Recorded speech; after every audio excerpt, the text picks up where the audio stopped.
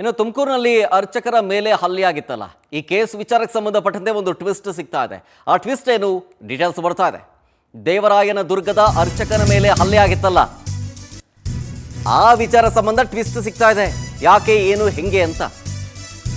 ಈಗ ಹಲ್ಲೆಗೊಳಗಾದ ಅರ್ಚಕನ ವಿರುದ್ಧವೇ ಎಫ್ಐಆರ್ ದಾಖಲಾಗಿದೆ. ಉದ್ಯಮಿಯ ಪತ್ನಿ ದೂರು ಆಧರಿಸಿ ಎಫ್ಐಆರ್ ಅನ್ನ ದಾಖಲು ಮಾಡಿಕೊಳ್ಳಲಾಗಿದೆ.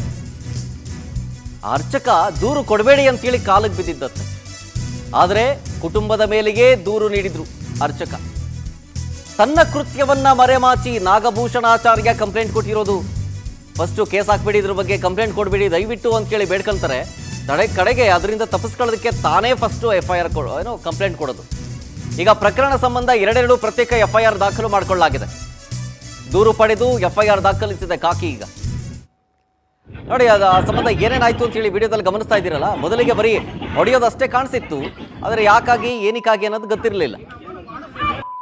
ದೂರು ಪ್ರತಿದೂರು ಆಗಿದೆ. ಈಗ ಮಹಿಳೆ ಜೊತೆ ಅಸಭ್ಯ ವರ್ತನೆ ಮಾಡಿದ್ರು ಅನ್ನೋ ಕಾರಣಕ್ಕೆ ಕಂಪ್ಲೇಂಟ್ ಕೊಡಲಾಗಿರುತ್ತೆ. ಅದಕ್ಕೇನೆ ಈ ರೀತಿಯಾದಂತಹ ಸಿಚುವೇಶನ್ ನಿರ್ಮಾಣ ಆಗಿರುತ್ತೆ. ಹಾಗಾಗಿ ಮಹಿಳೆಗೆ ಕಂಪ್ಲೇಂಟ್ ಕೊಡಬೇಡಿ ಅಂತ ಹೇಳಿ ಬೇಡಿಕೊಂಡು ತದನಂತರ ಮಹಿಳೆ ಕಂಪ್ಲೇಂಟ್ ಕೊಡೋಕ್ಕೂ ಮುಂಚೆ ಅರ್ಚಕರೇ ಕಂಪ್ಲೇಂಟ್ ಕೊಟ್ಟಿರ್ತಾರೆ. ಈಗ ಈ ಎರಡೂ ಕಡೆಯಿಂದ ಕಂಪ್ಲೇಂಟ್ ಆಗಿದೆ. ಒಂದು 4 ದಿನ ಹಿಂದೆ ಒಂದು ಘಟನೆ ನಡೆದಿದೆ. ಕೆಲವರು ಯುವಕರು ತುಮಕೂರು ದೇವರಾಯದುರ್ಗ ಬೆಟ್ಟ ಮೇಲೆ ಇರೋ ಒಬ್ಬ ಅರ್ಚಕರನ್ನು ಹೊಡ್ತಾ ಇರುವುದು. ತಕ್ಷಣವೇ ನಾವು ಈ ವಿಷಯ ಸಂಜ್ಞಾನ ತಗೊಂಡು ಅವ್ರನ್ನು ಕರೆದಿದ್ವಿ. ಅರ್ಚಕರು ಕೊಟ್ಟಿರೋ ಕಂಪ್ಲೇಂಟ್ ಮೇಲೆ ಒಂದು ಎಫ್ಐಆರ್ ಮಾಡಲಾಗಿದೆ. ಅದಾದ ಮೇಲೆ ಆಪೋಸಿಟ್ ಪಾರ್ಟಿ ಅವರು ಸಹ ಬಂದಿದ್ದರು. ಅವರಿಂದನೂ ನಾವು ಒಂದು ಕಂಪ್ಲೇಂಟ್ ತೊಗೊಂಡು ಒಂದು ಎಫ್ಐಆರ್ ಮಾಡಲಾಗಿದೆ. 2 ಎಫ್ಐಆರ್ಸ್ ಇನ್ವೆಸ್ಟಿಗೇಷನ್ ಮಾಡಿ ಸೂಕ್ತ ಸೆಕ್ಷನ್ಸ್ನಲ್ಲಿ ನಾವು ಚಾರ್ಜ್ ಶೀಟ್ ಮಾಡಲಾಗುತ್ತೆ.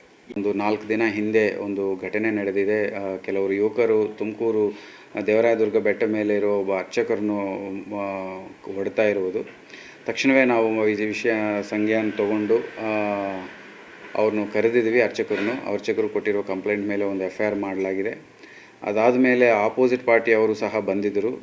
ಅವರಿಂದನೂ ನಾವು ಒಂದು ಕಂಪ್ಲೇಂಟ್ ತೊಗೊಂಡು ಒಂದು ಎಫ್ಐಆರ್ ಮಾಡಲಾಗಿದೆ. 2 ಎಫ್ಐಆರ್ಸ್ ಇನ್ವೆಸ್ಟಿಗೇಷನ್